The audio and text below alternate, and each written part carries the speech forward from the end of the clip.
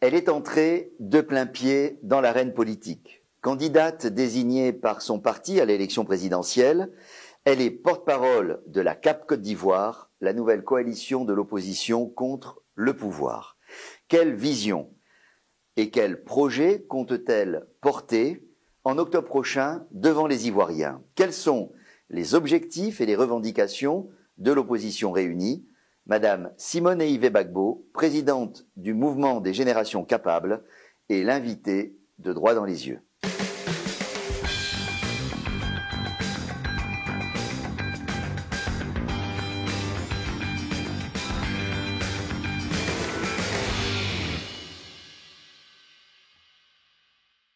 Madame Gbagbo, bonjour. Bonjour. Merci infiniment de nous recevoir à votre domicile.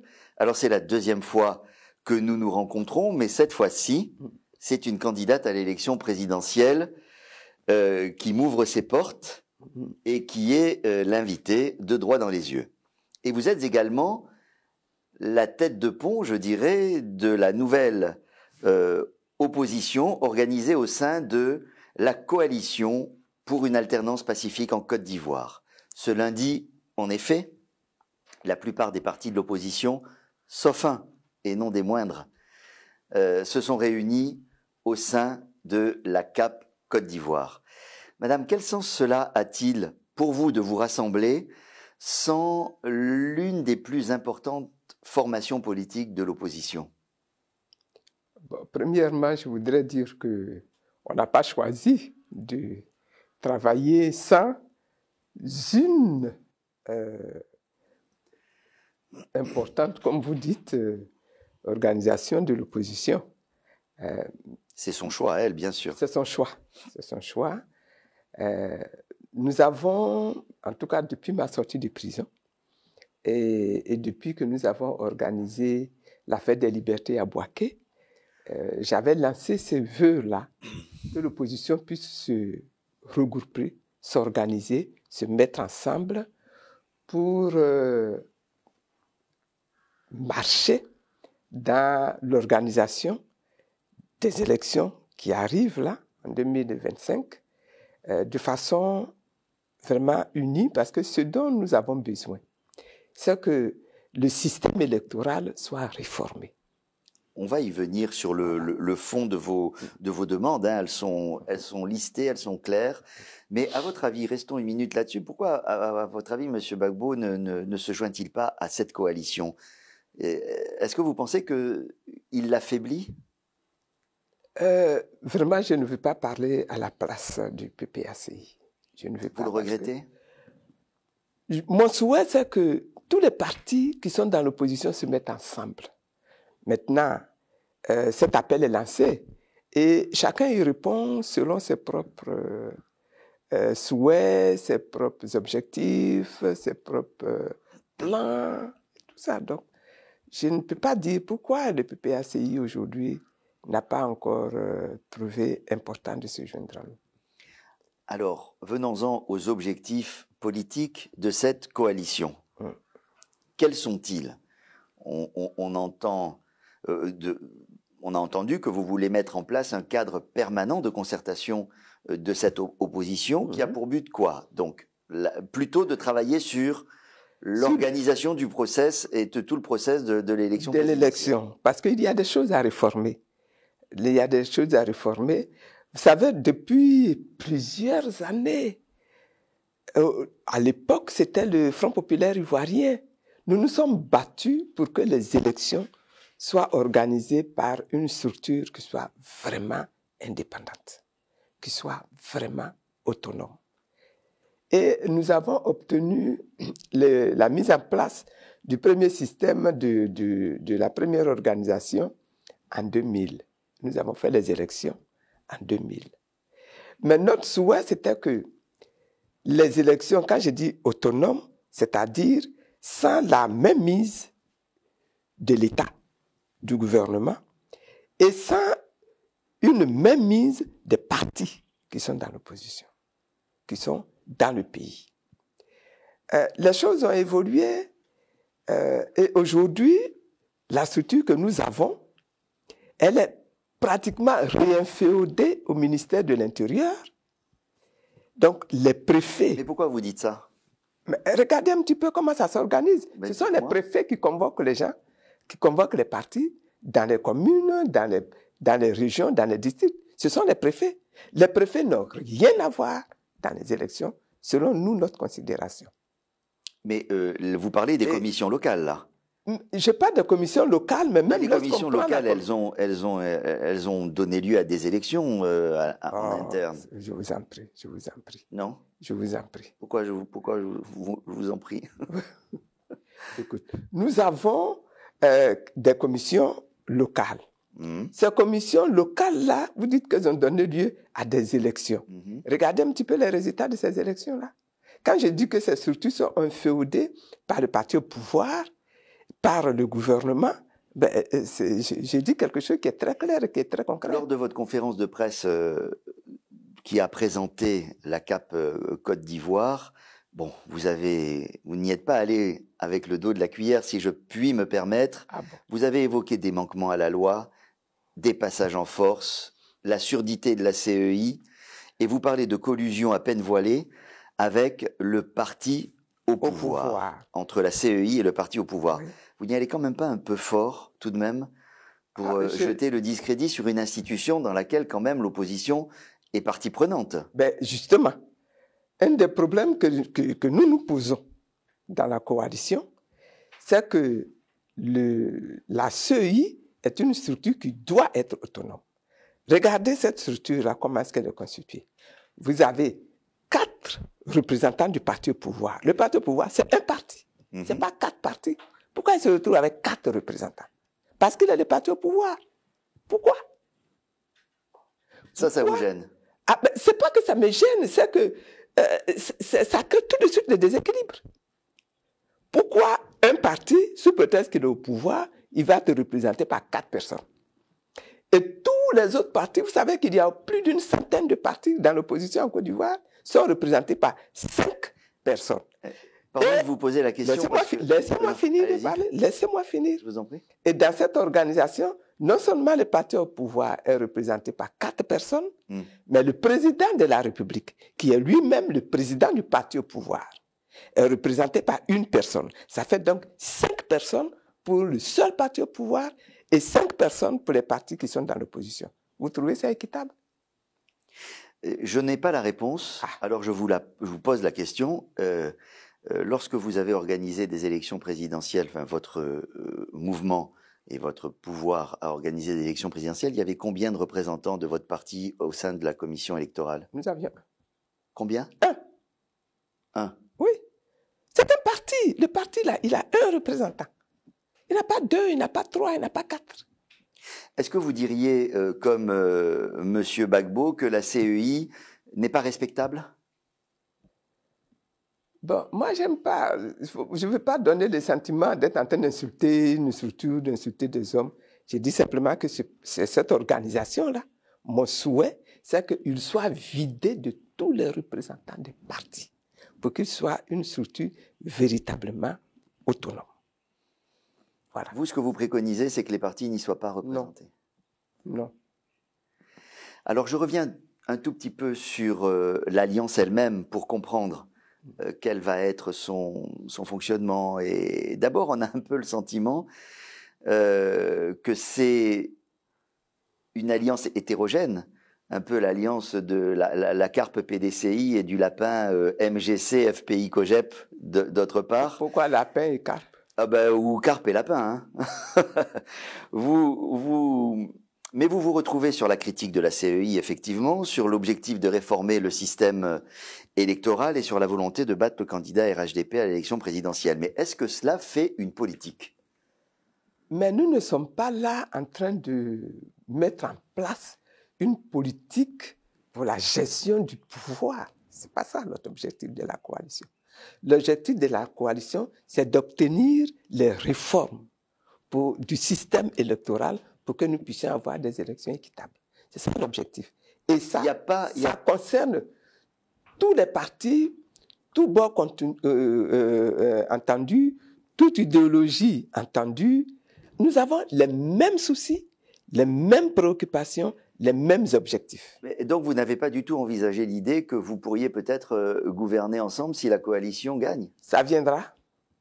Le débat aura lieu plus tard. Ce débat-là aura lieu plus tard. C'est-à-dire, vous allez envisager des discussions au fond sur... mais c'est là où ça va être compliqué, non? Pourquoi? Parce que vous avez des philosophies, des idéologies qui sont très différentes. Absolument, absolument. Et à ce moment-là, on prendra en compte tout cela. Et si on estime qu'il est nécessaire de mettre de côté les philosophies pour créer une seule entité de gouvernance, on le fera. Si on considère que, ayant obtenu les réformes du système, parce que je continue de le dire, hein, l'objectif, c'est d'obtenir la réforme du système. Si nous avons obtenu la réforme du système, les élections sont organisées librement. Chacun va tenter sa chance, présenter son programme, mais alors, convaincre ses populations. Comment est-ce que cette alliance va fonctionner si vous perdurez, puisqu'elle ne compte pas moins de 3 candidats déclarés au sein même de cette alliance à l'élection présidentielle, dont 2 sont déjà investis par leurs partis respectifs, et puis il y en a un autre en plus qui espère pouvoir se présenter. Comment ça va marcher, ça? Mais pourquoi ça va marcher? Pourquoi c'est un problème? Comment ça va fonctionner? Pourquoi c'est un problème? Je ne sais pas. Est-ce qu'au sein d'une coalition, vous pouvez avoir 4 candidats? Mais nous n'en sommes pas encore à la question des candidats. J'arrive pas à vous faire comprendre ça. Nous n'en sommes pas encore. Est-ce que je peux vous demander quel est votre souhait en la matière? Non, ne me demandez pas mon souhait en la matière. En tout cas, je peux vous demander, mais vous ne me répondez pas. Mon souhait aujourd'hui,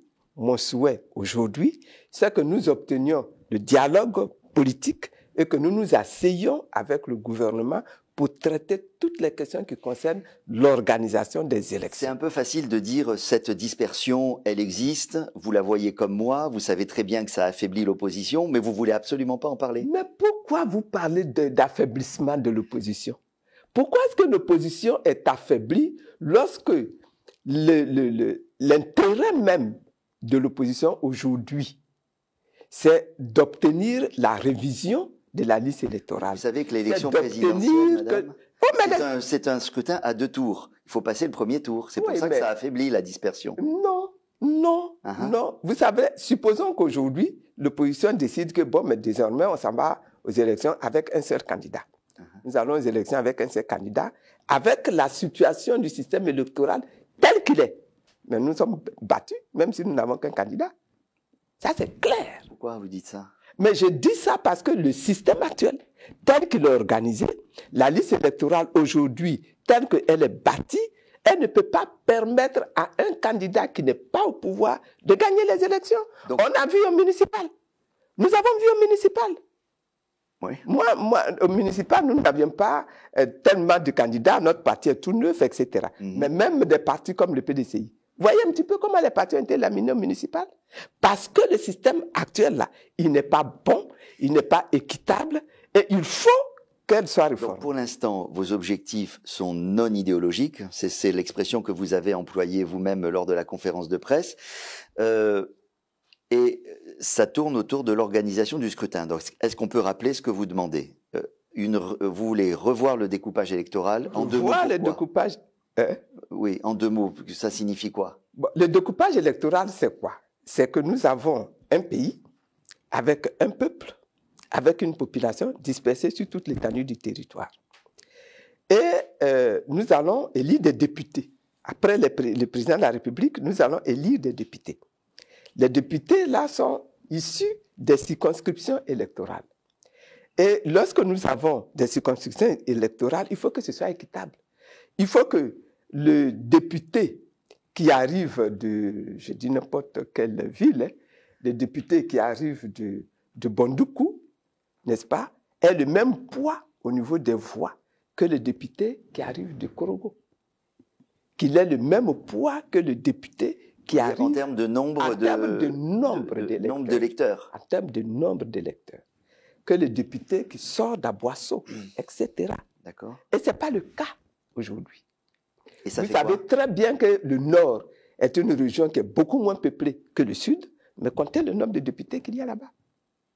Du coup, l'organisation de la maîtrise de l'Assemblée nationale et du Sénat est comme on dit, est gagnée sur tapis vert par le parti qui est au pouvoir, qui fait ce découpage, qui dit que dans telle région, on va envoyer un nombre X de députés, dans telle autre région, on fait un nombre Z de députés, sans équité. Et puis, bon, ça nous permet de contrôler l'Assemblée nationale, d'organiser artificiellement, n'est-ce pas, la maîtrise de cette Assemblée nationale. Alors, l'autre point, ça concerne la révision de la liste électorale. Ça, on va en reparler. La CEI, on vient de le dire un mot. Vous voulez revoir le code électoral aussi, pourquoi? Ben, si nous faisons les réformes, si nous obtenons les réformes à ce niveau-là, automatiquement, le code électoral va devoir être également touché. Ouais. Pour mettre en œuvre tout cela. Ensuite, vous parlez d'une révision constitutionnelle au niveau même des élections. Ouais. Au niveau des élections. Vous savez que pour être candidat au présidentiel, on va vous demander de déposer une caution de 50 millions. Pourquoi est-ce qu'on dépose une caution de 50 millions?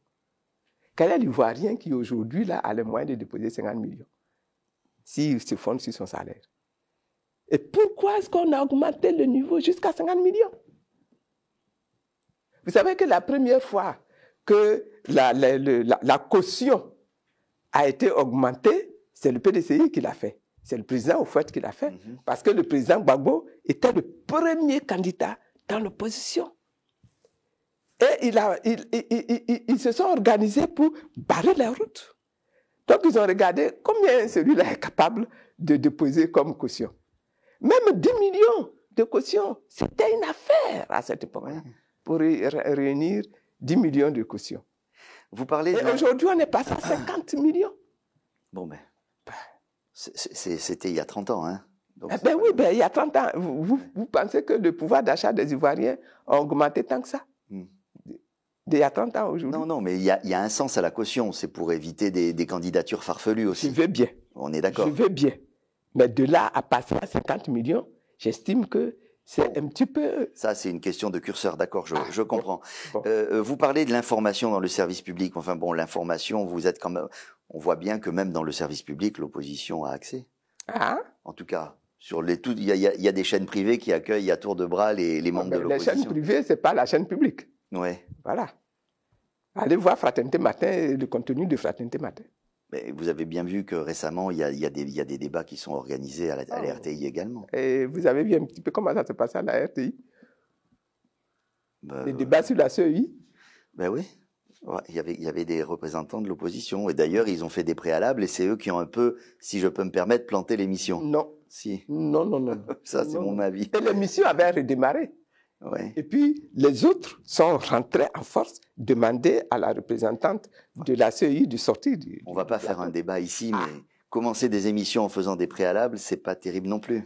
Mais ça signifie que justement, il y a un problème. Il y a un problème qui n'est pas réglé. Qu'est-ce que vous souhaiteriez? Que nous organisions avec l'État, que nous nous asseyions avec l'État pour discuter toutes ces questions-là et trouver des solutions communes. Donc ces questions que vous égrenez, que vous pointez, la méthode, vous dites, on s'assoit, on discute. Oui, on s'assoit, on discute, on tire des leçons, on prend des conclusions et on applique les conclusions.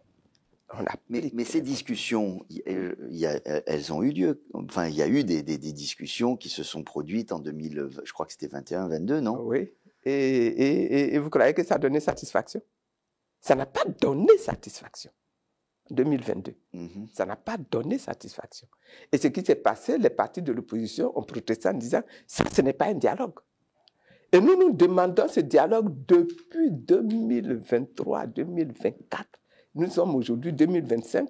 Bientôt, vous allez me dire, mais est-ce qu'on a encore le temps? Est-ce que ce n'est pas trop tard? Etc. Mais c'est depuis 2024 que nous avons posé. Je voudrais dire un mot, parce que le temps file de la liste électorale. Pourquoi est-ce que vous dites que la révision de la liste qui a été faite depuis octobre-novembre 2024, c'est un ratage? C'est le mot que vous avez employé.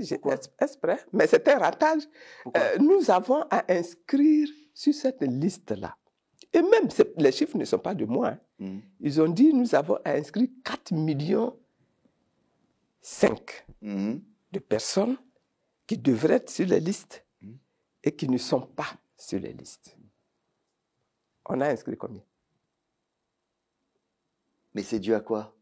Mais c'est dû au fait, premièrement, que l'accès même à l'inscription sur la liste est tellement rendu difficile pour la population que les gens se Rendu détournent. difficile comment? Parce qu'on demande des papiers. On demande des Mais papiers. c'est normal.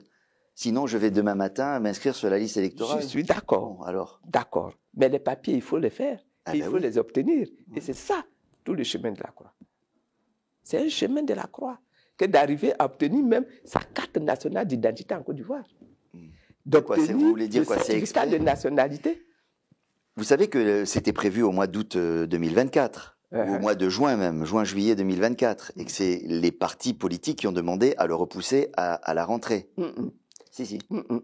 Moi, je sais qu'au moment où ils ont annoncé, nous leur avons annoncé que le délai qu'ils donnaient là était trop court. Les délais étaient prévus, la révision était prévue en juin-juillet 2024. Ce sont les partis politiques qui ont demandé de le repousser parce que c'était la saison des pluies, soi-disant. Ensuite, ça a été repoussé en septembre. Je n'étais pas dans ces partis. Les partis politiques ont demandé également de le repousser parce que c'était la rentrée des classes. Alors, ça compliquait la vie des gens.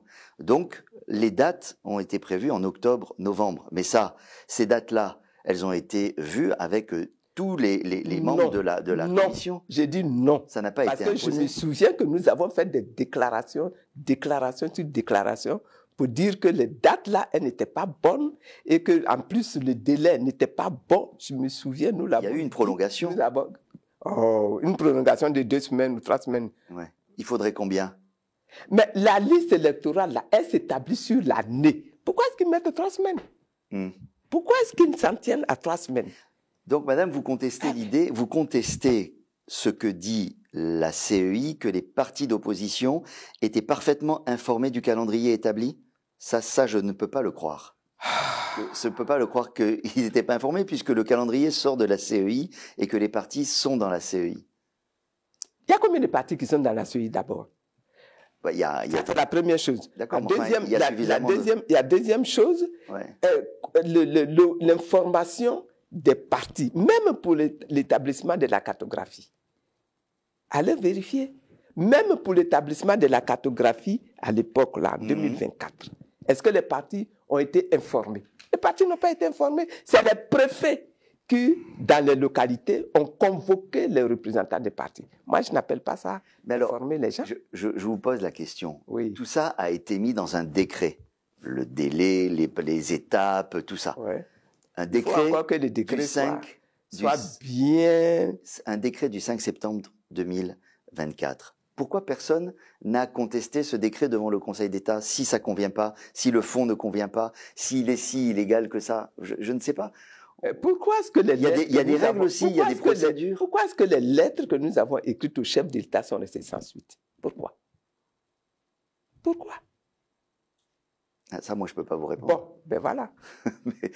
mais moi, je vous demande pourquoi vous, qui êtes un parti politique établi, vous pouvez engager des procédures judiciaires devant la juridiction administrative contre une décision qui émane de l'État. C'est très possible. Je ne l'ai pas fait. J'ai préféré travailler avec les autres partis politiques pour qu'on se mette d'accord, pour ne pas aller parler n'importe comment, n'est-ce pas, devant l'État. Parce que c'est l'État. On se met d'accord devant l'État, mais... Oui, on se met d'accord devant l'État. D'accord. Et alors, quand nous étions au FPI, là, ils ont demandé des rencontres et les rencontres, ils les ont obtenues. Pourquoi eux, ils ne peuvent pas organiser ces rencontres? Mais quand la CEI vous dit que... alors, vous demandez qu'il y ait une nouvelle révision en 2025, c'est d'ailleurs dans la loi, ça, c'est pas contestable, mais quand elle vous dit que techniquement, c'est compliqué, voire impossible, parce que la liste définitive va sortir en juin. Voilà la question, la réponse phare, la grosse réponse. Il n'y a plus le temps. Eh bien. Il n'y a plus le temps. Mais c'est vrai ou c'est pas vrai? Mais c'est pas vrai. Pourquoi? Parce que le temps là, quand on a posé le problème, on n'était pas encore en 2025. S'ils avaient vraiment voulu faire le travail, il aurait démarré à ce moment-là. On n'était pas en 2025. Oui. Le processus, il est inscrit dans le décret de septembre 2024. Toutes les étapes sont claires. Donc on sait très bien que ça va aboutir en juin ou en juillet même, puisque le décret dit 3 mois avant l'élection présidentielle. Donc ça, c'est écrit. Vous ne pouvez pas découvrir maintenant que ce truc-là allait arriver en 2025. Non. Et justement, c'est parce que je sais que si on continue comme ça, on va arriver à cette solution, à cette situation-ci, à 2025, que dès 2024, nous avons posé le problème. Il est toujours temps de faire un recours devant le Conseil d'État. Et puis ça va, peut-être qu'on le fera. Peut-être qu'on le fera. Ça donne une idée alors. Merci pour l'idée. Je vous en prie. Madame, vous alertez lors de votre conférence de presse sur les risques que les tensions actuelles autour du processus électoral font courir à la paix civile, c'est votre expression. Et je vous cite, la situation pourrait échapper à tout contrôle à tout moment. Oui. Est-ce que vous n'êtes pas un peu alarmiste? Non, parce que vous êtes un peu inquiète que ça peut dégénérer alors? Ce genre de situation-là, on l'a déjà vécu et donc ça peut effectivement se reproduire à n'importe quel moment. Et c'est ce que nous souhaitons éviter justement. Mais nous disons que nous voyons déjà les arrestations que nous avons eues déjà. Nous avons vu déjà des responsables du PPACI qui viennent d'être arrêtés, condamnés. Nous avons des jeunes qui sont arrêtés en Europe, etc. Et ça crée de la tension dans le pays. Ça crée de la tension. Mais qu'est-ce que vous voulez dire que la situation peut échapper à tout contrôle à tout moment? Mais supposons que nous démarrions des meetings, etc., que ces meetings soient attaqués comme ça a été le cas. Ça a été le cas. Non, oui. Ça a été le cas en 2000. Aujourd'hui, en 2020, ça a été le cas. Et peut faire des meetings sans être attaqué, comme vous le dites. Aujourd'hui. Vous l'assurez? Je ne sais pas, il y a eu des meetings quand même, il y a eu des élections depuis la crise de 2010-11. Il n'y a pas encore eu d'élection présidentielle depuis 2020. Non. En 2020, il y a eu des élections. Vous avez vu un petit peu ce qui s'est passé dans le pays?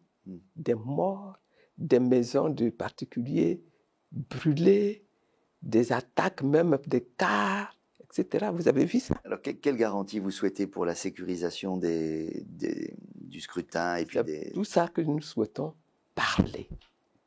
Vous avez vu, vous étiez en train d'énumérer nos différents points. Et dans le point, il y avait la question de la sécurisation également. Oui, oui. En 2023, il y a eu les élections municipales. Mais pendant les élections municipales, là, dans le bureau du vote, il y a même des candidats ou des représentants de candidats de l'opposition qui se sont fait tabasser, même par des représentants de la CEI. Est-ce que néanmoins, vous-même, vous n'êtes pas en train de prendre un risque en exacerbant un peu les choses, par exemple, concernant l'institution, en discréditant l'arbitre de l'élection? Ça pose aussi un problème. Si vous discréditez par avance l'arbitre de l'élection, bon. Mais l'arbitre de l'élection, là, c'est pas moi qui le discrédite. Comptez, allez faire votre petite enquête et puis revenez me dire combien d'Ivoiriens font confiance à cette CEI telle qu'elle existe. Oui, peut-être qu'on a... Et c'est la raison pour laquelle nous disons, asseyons-nous et parlons. Asseyons-nous et discutons. Nous avons des propositions, asseyons-nous et traitons ces propositions. Si vous ne traitez pas les propositions, si vous ne discutez pas avec ceux qui vont être acteurs, candidats, etc., comment est-ce que vous voulez organiser, n'est-ce pas, l'atmosphère apaisée dont on a besoin? Quand nous disons que nous avons besoin d'une atmosphère apaisée, c'est parce que nous avons vécu des situations où les choses étaient très tendues et même des choses très violentes.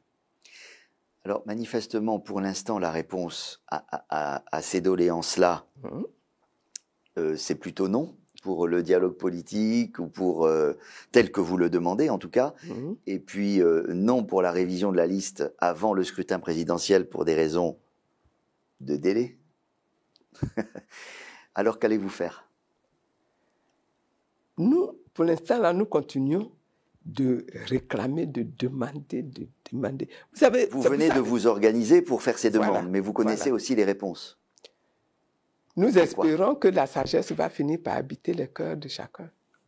Parce que je suppose que chacun considère qu'il est important que ces élections-là se déroulent bien. Vous savez ce qu'on dit, ce qu'on entend de temps en temps. Qu'est-ce qu'on entend? Que l'opposition, par ces exigences-là, cherche à faire en sorte que le scrutin présidentiel ne puisse pas s'organiser dans les délais prévus par la Constitution, que ça crée une crise politique et une transition. Qu'en fait, ce que vous cherchez, c'est une transition. Raison de plus pour que ce soit organisé. Si c'est organisé, n'est-ce pas, toutes ces craintes-là d'une transition seront évacuées. N'est-ce pas? Pour l'instant, là, ce que l'opposition a demandé, c'est qu'on s'asseye et qu'on discute. L'opposition n'a pas encore réclamé une transition. Ou bien, moi, je n'ai pas entendu l'opposition réclamer la mise en place d'une transition. Ce sont des intentions qu'on vous prête. Oui, mais ça, c'est facile de nous prêter des intentions. Mais ces intentions-là qu'on nous prête là, on peut même les détruire en organisant le dialogue. Comme ça, l'opposition n'aura plus d'arguments pour aller réclamer une transition. Voilà. Il faut que la sagesse nous habite tous. Très bien. Alors, on va passer à des questions plus sur le contenu de vos propositions politiques. Vous êtes entré dans l'arène, je l'ai dit tout à l'heure, et je voudrais savoir un petit peu maintenant ce que souhaite proposer Madame Gbagbo aux Ivoiriens quand elle se présentera à leur suffrage. Je ne vais pas insister sur la réconciliation, c'est un petit peu votre cheval de bataille depuis que vous êtes revenu sur la scène publique. C'est vrai. On l'a déjà beaucoup abordé, mais il y a un thème que vous mettez en avant, c'est celui de la souveraineté. Oui. Est-ce que vous pouvez expliquer pourquoi aujourd'hui, en 2025, 65 ans après l'indépendance, c'est un sujet qui est pour vous important? Vous savez, la Côte d'Ivoire est devenue indépendante avec le président Houphouët-Boigny. À cette époque-là, la question qui était à l'ordre du jour et qui était la question importante, c'était de sortir nos États de la colonisation. N'est-ce pas? Et nous avons obtenu l'indépendance. Mais vous êtes d'accord avec moi que ce que nous avons obtenu comme indépendance, ce n'était pas vraiment l'indépendance totale. Beaucoup de décisions étaient prises par la France, par le Quai d'Orsay, beaucoup de décisions, même au niveau économique, beaucoup de décisions, et au niveau scientifique, au niveau intellectuel, beaucoup de décisions étaient prises par la France. Ça, c'est vrai, et c'est l'histoire. Et quelle est l'actualité de cette notion-là, hein, Laissez-moi finir. Je vous en prie. Et on a mis en place alors un régime qui a dirigé le pays, mais qui n'a pas intégré dans sa gouvernance la démocratie. Donc, tous ces pays d'Afrique-là ont installé des structures à parti unique. Nous avons dû descendre dans l'arène, nous battre pour obtenir la fin des partis uniques. Mais lorsque nous avons obtenu la fin du parti unique avec le multipartisme en 1990, nous avons obtenu le multipartisme. Mais la démocratie est quelque chose que nous n'avons pas totalement obtenu. L'indépendance est quelque chose que nous n'avions pas totalement obtenu. Et les choses ont évolué. Aujourd'hui, dans le système qui existe dans toute l'Afrique, dans les défis de toute l'Afrique, c'est que les Africains eux-mêmes réussissent à devenir les maîtres de leur devenir, les maîtres de leur destin. Et quand vous dites prennent eux-mêmes les décisions dont ils ont besoin pour conduire le développement et le devenir de leur peuple. C'est pour ça qu'aujourd'hui, nous arrivons à la question de la souveraineté. Oui, mais justement... La souveraineté s'entend en ceci que ça va être vis-à-vis de l'ancienne colonie qui continue d'organiser la France-Afrique dans nos pays. Vous pensez vraiment que la France n'a pas du tout évolué dans son approche de l'Afrique et de sa politique africaine? Non, en tout cas pas la France. Aujourd'hui, 2025. Pas la France de Macron. Pas la France de Macron. Non. Et vous pouvez dire pourquoi? En quel sens? Donner des exemples? Quelle est la décision que prend Macron et qu'applique le chef de l'État ivoirien? Oh. Non, mais dites. Prenez la monnaie. Prenez sur la question de la monnaie. Prenez la question de la monnaie. Prenez la question même de la sécurité de l'Afrique. Macron n'a même pas été capable de sortir l'armée française de la Côte d'Ivoire. Comment ça? Vous allez me faire croire que l'armée française l'a sorti de la Côte d'Ivoire. Expliquez-moi. Vraiment, chez moi, on dit, il veut manger mon piment, son piment avec ma bouche. C'est mon rôle. Ah non. C'est mon rôle. Allons-y. Écoutez. J'écoute. Le camp militaire du Bima vient d'être rendu à la Côte d'Ivoire. Oh oui. Je pense que si, à la fin du processus, oui. il y a 100 soldats français à tout casser, ça sera le bout du monde. Voilà, ça c'est la grande théorie, ça. Ça c'est la grande théorie. La grande théorie. Et la grande vérité, qu'est-ce que c'est alors? Qu'est-ce qui se passe à Jacquesville? Qu'est-ce qui se passe à Jacquesville? Vous parlez de l'académie? Et alors? Mais dites. Mais pourquoi vous dites pas? Mais qu'est-ce que vous voulez que je vous dise de plus? L'Académie est une institution qui est multinationale, qui a été créée par la France et par le... Et voilà. Mais c'est un institut de recherche, qu'est-ce que ça fait? Est-ce que c'est un camp d'entraînement militaire? Est-ce qu'il y a des troupes françaises là-bas? Non, madame. Ben non. Il y a des troupes françaises? Ben non. Combien? Il n'y a pas de troupes françaises. Hein. Mais combien? Non, j'ai dit il n'y a pas de troupes françaises. Alors quel est votre problème avec l'Académie? Pourquoi vous ne dites pas les choses simplement? Mais pourquoi vous voulez que je dise des choses plus simplement que ce que j'ai dit? Ce que j'ai dit, vous faites des allusions. L'armée française doit sortir des États africains, anciennement colonies françaises. Voilà ce que j'ai dit. Alors je vous pose la question. Et je dis que ce n'est pas encore le cas en Côte d'Ivoire. D'accord, c'est votre point de vue, je suis d'accord, je le prends comme tel, mais j'essaye de comprendre. Alors pour vous, le modèle dans cette recherche de la souveraineté politique du pays, c'est plutôt ce que fait le Sénégal ou c'est plutôt ce que fait ce que font les pays de l'AES? Quand je parle de souveraineté, je parle de la nécessité. Je parle de la capacité de nos États à décider de leurs affaires. Ça, par eux-mêmes. On comprend. Ouais. Donc quoi? Alors, quel regard portez-vous sur ce qui se passe au Sénégal en ce moment? Mais je pense que le Sénégal se bat à son niveau pour réussir à mettre en œuvre ce souhait-là. Et quel regard portez-vous sur la méthode utilisée dans les pays de l'AES? Pourquoi les méthodes? Non, je ne sais pas. Moi, je parlerai de l'objectif de l'AES. Et l'objectif de l'AES, je pense que c'est le même. Mais pour atteindre des objectifs, il y a un chemin. Chacun fait le chemin. Chacun fait son chemin. Mais je vous demande quel est votre regard. En fonction de la réalité historique et de la réalité sociologique je le pose différemment. Et de la réalité politique qu'il vit dans son pays. Alors quel est votre regard sur le chemin utilisé par les pays de l'AES et sur le chemin utilisé par le Sénégal? Beaucoup de chance. Je souhaite qu'ils réussissent à atteindre cet objectif de souveraineté qu'ils se sont assignés. Et quel serait le chemin de Madame Gbagbo? Moi, le chemin de Mme Gbagbo, c'est qu'en Afrique, en Côte d'Ivoire ici, nous réussissions à bâtir avec tous ceux qui se sentent intéressés par notre pays, à bâtir un système de gestion de nos hommes, de notre économie, de notre école, de notre système de santé, où tout sera décidé par les nationaux eux-mêmes. Est-ce que la Russie serait un bon partenaire pour la Côte d'Ivoire? Pourquoi pas? Est-ce que la France serait un bon partenaire pour la Côte d'Ivoire? Pourquoi pas? Si la France réforme son état d'esprit, il peut continuer d'être un bon partenaire pour la Côte d'Ivoire, pourquoi pas? Son état d'esprit, apparemment, dans le discours, il va dans le sens de ce que vous dites. Maintenant, ce que vous voulez dire, c'est que dans les actes, ça ne suit pas.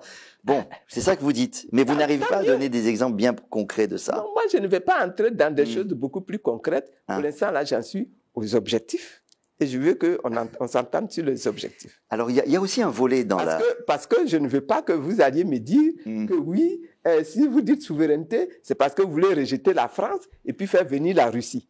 Non, moi je ne sais pas. Si c'est votre objectif, on peut le dire. Si c'est pas votre objectif, on peut le dire aussi. Si c'est ça que vous pensez, j'ai dit, moi, mon point de vue, ce n'est pas cela. Mon point de vue, c'est que tous ceux qui sont à l'extérieur et qui sont intéressés par la Côte d'Ivoire, et je souhaite qu'ils soient nombreux à être intéressés par la Côte d'Ivoire, quand ils viennent travailler à la Côte d'Ivoire, ils viennent travailler en tant que partenaires de la Côte d'Ivoire. Ils ont des choses à gagner. Et moi, je dois également gagner. Et ce qui concerne ma politique, là, je l'engage et je l'entreprends par rapport aux intérêts de mon pays, par rapport aux intérêts de ma nation. Voilà. Si on s'entend là-dessus, la France peut être là, la Russie peut être là, la Chine peut être là, les États-Unis peuvent être là. Moi, j'ai aucun problème avec ça. Alors, merci pour la clarification. Il y a un autre volet de la souveraineté qui est plus économique. Dans votre état d'esprit, c'est celui de la maîtrise de la vie économique et sociale du pays. Absolument. Vous pouvez expliquer? Bon, alors, vous voyez un petit peu, nous avons une économie dans notre pays où la plupart des structures qui sont des structures qui portent, qui sont importantes dans le pays, appartiennent à des étrangers. Donc, comment est-ce qu'on fait? Il faut refaire le sens inverse. On fait ça comment? On le fait en aidant ceux qui sont les nationaux, qui ont des idées, qui ont des projets, qui ont même des initiatives. On les aide à grossir. C'est comme ça que ça se fait partout. Vous pensez qu'on ne le fait pas suffisamment actuellement? Non. Si vous allez en Chine, mais même ceux de Chine là, qui viennent dans nos pays sont aidés. Les Indiens qui viennent dans nos pays sont aidés par les États. Il faut que nous puissions également aider nos hommes, nos femmes qui sont dans l'industrie, qui sont dans l'économie, à grossir, à devenir de véritables acteurs, à devenir de véritables entrepreneurs. Et cette notion d'aide-là, ça se matérialise comment? Ça se matérialise par le soutien financier que l'État va organiser pour ces structures-là, pour qu'elles soient sérieuses, et c'est surtout à l'encadrement également que l'État va leur apporter, également à la formation que l'État va leur apporter. Donc c'est développer un tissu d'entreprises intermédiaires, petites, moyennes, même très petites. Oui, même très petites, moyennes, et puis petit à petit grossissant. Mais quand je lis que vous voulez mettre le paquet sur l'industrialisation, oui. Quand je lis que vous voulez mettre le paquet sur la transformation locale de nos matières premières, et que vous voulez aussi aller dans le sens de la formalisation du secteur informel. Mais ça, c'est aussi ce que je lis dans le PND 2025-2030 du gouvernement de M. Ouattara. Oui, peut-être. Alors, quelle est la différence d'approche? Mais c'est pas la différence d'approche, c'est que moi, je veux voir la chose se réaliser. Et ce n'est pas le cas.